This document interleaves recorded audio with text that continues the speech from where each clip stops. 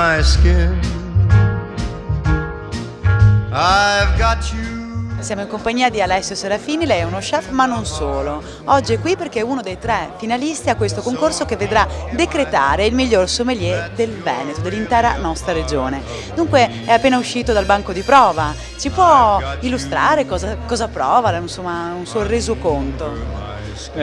Salve a tutti, l'emozione è stata tanta, non mi aspettavo di riuscire a raggiungere la finale, quanto soltanto 3 persone arrivavano a svolgere le fasi finali.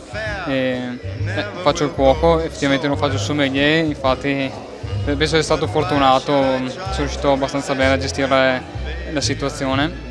Che dire, il vino e il cibo penso siano 2 cose che vanno di pari passo.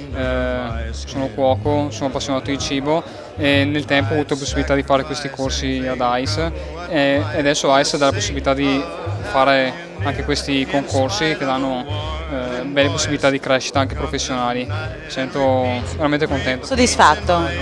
E quale delle 4 fasi della prova orale le è parsa più difficoltosa? Guardi, la decantazione.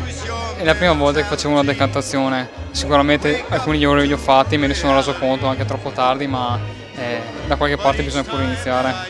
Just the thought of you makes me stop before I begin.